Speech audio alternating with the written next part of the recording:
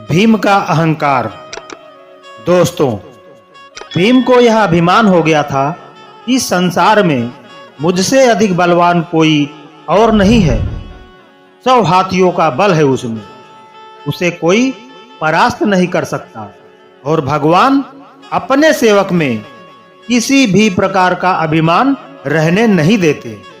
इसीलिए श्री कृष्ण ने भीम के कल्याण के लिए एक लीला रच दी। द्रौपदी ने भीम से कहा, आप श्रेष्ठ गदाधारी हैं, बलवान हैं।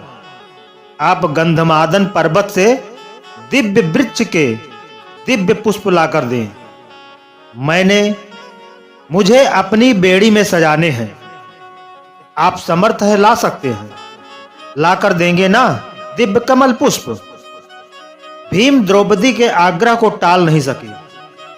गदा उठाई और गंधमादन पर्वत की ओर चल पड़े, मदमस्त हाथी की तरह। किसी तनाव से मुक्त, निडर भीम कभी गदा को एक कंधे पर रखते तो कभी दूसरे पर रखते। एकदम बेफिक्री से गंधमान पर्वत की ओर चले जा रहे थे। सोच रहे थे, अब पहुंचा कि तब पहुंचा। दिव्य पुष्प लाकर द्रौपदी को दूंगा तो वह प्रसन्न हो जाएगी।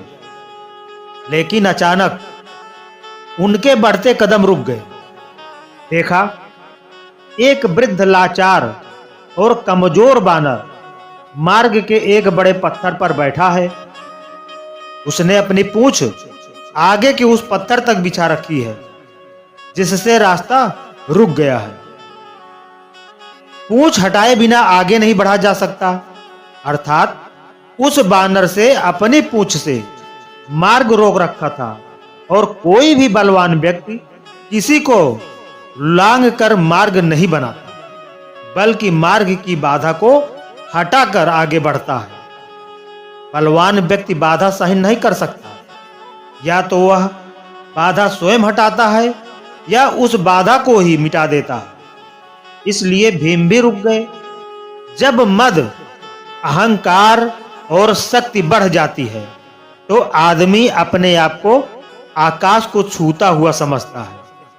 वह किसी को खातिर में नहीं लाता और अत्यधिक निरंकुश शक्ति ही व्यक्ति के विनाश का कारण बनती है। लेकिन श्री कृष्ण तो भीम का कल्याण करना चाहते थे। भीम का विनाश नहीं, सुधार चाहते थे। भीम ने कहा, ऐ बानर, अपने पूंछ को हटाओ, मुझे आगे बढ़ना है। बानर ने देखा, एक बलिष्ठ व्यक्ति गदा उठाए, राजसी वस्त्र पहने, मुकुट धारण किए, बड़े रोब के साथ उसे पूंछ हटाने को कह रहा है। हैरान हुआ, पहचान भी गया, लेकिन वह श्री कृष्ण की लीला थी, इसलिए चुप हो गया। भीम के सवाल का जवाब नहीं दिया। भीम ने फिर कहा, बानर, मैंने कहा ना कि पूंछ हटाओ, मुझे आगे जाना है। तुम वृद्ध हो, इसलिए कुछ नहीं कह रहा। बानर गंभीर हो गया, मन ही मन हंस दिया। कहा, तुम देख रहे हो, मैं वृद्ध हूं, कमजोर हूं, उठ नहीं सकता। मुझ में इतनी ताकत नहीं कि मैं स्वयं ही अपनी पूंछ हटा लूं।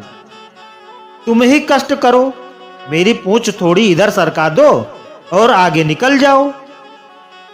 भीम के तेवर कस गए। गदा कंधे से हटाई, नीचे रखी। इस बानर ने मेरे बल को ललकारा है। आखिर है तो एक पूंछ ही, वह भी वृद्ध बानर की। कहा, यह मामूली सी पूंछ हटाना भी कोई मुश्किल है? ये तुमने क्या कह दिया? मैंने बहुत बलवानों को परास्त किया है, धूल चटाई है। 100 हाथियों का बल है मुझ में। इतना कहकर भीम ने अपने बाएं हाथ से पूंछ को यूं पकड़ा जैसे एक तिनकों को पकड़ रहा है, कि उठाया और हवा में उड़ा दिया। लेकिन भीम से वह पूंछ हिल भी नहीं सकी। हैरान हो गया भीम। फिर उसने दाएं हाथ से पूंछ को हटाना चाहा, लेकिन दाएं हाथ से भी पूंछ तिल मात्र नहीं हिली। भीम ने बानर की तरफ देखा। बानर मुस्कुरा रहा था, तो भीम को गुस्सा आ गया। भीम ने दोनों हाथों से भरपूर जोर लगाया, पूरी ताकत लगा दी। एक पांव को पत्थर पर रखकर आसरा लेकर फिर जोर लगाया, 2-3 बार, लेकिन हर बार भीम हताश हो गया। जिस पूंछ को भीम ने मामूली और कमजोर बानर की पूंछ समझा था, उसने उसके पसीने छुड़वा दिए और भीम थककर निढाल होकर एक तरफ खड़ा हो गया। सोचने लगा, यह कोई मामूली वृद्ध बानर नहीं है, यह दिव्य व्यक्ति है और इसकी असीम शक्ति का मैं सामना नहीं कर पाऊंगा।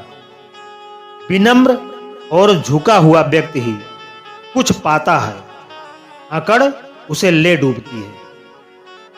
ताकत काफूर हो जाती है और भीम वाकई वृद्ध बानर के सामने कमजोर लगने लगा। मद और अहंकार काफूर हो गया, और जब मद और अहंकार मिटता है तभी भगवान की कृपा होती है। भीम ने कहा, मैं आपको पहचान नहीं सका। जिसकी पूंछ को मैं उठा नहीं सका वह कोई मामूली बानर नहीं हो सकता। मुझे क्षमा करें, कृपया अपना परिचय दें। बानर उठकर खड़ा हुआ, आगे बढ़ा और भीम को गले लगा लिया। कहा, भीम, मैं तुम्हें पहचान गया था। तुम वायुपुत्र हो। मैं पवन पुत्र हनुमान हूं, श्री राम का सेवक। श्री राम का सेवक होने के सिवा मेरी कोई पहचान नहीं, और उन्हीं के आदेश पर मैं इस मार्ग पर लेटा हूं, ताकि तुम्हें तुम्हारी असलियत बता दूं। रिश्ते से मैं तुम्हारा बड़ा भाई हूं, और इसीलिए बड़े भाई का कर्तव्य निभाते हुए प्रभु के आशीर्वाद से तुम्हें याद दिला रहा हूं। शक्ति का, ताकत का अभिमान न करो, क्योंकि यह ताकत और बल तुम्हारा नहीं, भगवान ने ही इसे दिया है। यह शरीर भी तो परमात्मा ने दिया है, और जो चीज परमात्मा की है वह किसी और की कैसे हो सकती है। इसलिए जो जिसने दिया है उसके लिए उसी का धन्यवाद करना चाहिए। परमात्मा की शक्ति के अलावा किसी की क्या शक्ति हो सकती है। भीम की आंखें खुली। त्रेता युग की श्री राम और हनुमान जी की वीर गाथाएं याद आ गई। प्रेम से, श्रद्धा से भीम की आंखें भी खुल गईं, और भाव के इसी प्रवाह में भीम ने हनुमान जी को समुद्र लागने के समय पर धारण किए गए विशाल रूप का दर्शन कराने का अनुरोध कर दिया। और हनुमान जी ने श्री राम की कृपा से अपना आकार वैसा ही बढ़ाया जैसा उन्होंने 100 योजन समुद्र लागने के समय धारण किया था। यह देख भीम हैरान रह गया। वह कभी हनुमान जी के चरणों में देखता और कभी उनके आकाश छूते मस्तक को, जिसे वह देख ही नहीं पा रहा था। हनुमान जी ने कहा, भीम, मेरे इस रूप को तुम देख नहीं पा रहे, लेकिन मैं श्री राम की कृपा से इससे भी बड़ा रूप धारण कर सकता हूं। भीम ने हाथ जोड़कर सिर झटक दिया और हनुमान जी के चरणों में गिर पड़ा। भौतिक पद, प्रतिष्ठा और धन का अभिमान कैसा, ये तो कभी भी नष्ट हो सकते हैं। भौतिक पदार्थ भौतिक सुख ही देते हैं, लेकिन परमात्मा की कृपा तो शाश्वत होती है, जिसे कोई छीन नहीं सकता, चोर चुरा नहीं सकता। आदमी को उसी दायरे में रहना चाहिए जिसमें परमात्मा रखे। परमात्मा की इच्छा के बिना तो पत्ता भी नहीं हिल सकता। इंसान की जिंदगी का क्या भरोसा, किसी भी मोड़ पर 4 कदम की दूरी पर खत्म हो सकती है। तो दोस्तों, अगर आपको यह कहानी पसंद आई हो तो वीडियो को एक लाइक अवश्य कर दीजिएगा, और वीडियो को शेयर करके हमारे चैनल को सब्सक्राइब जरूर कर लें, धन्यवाद।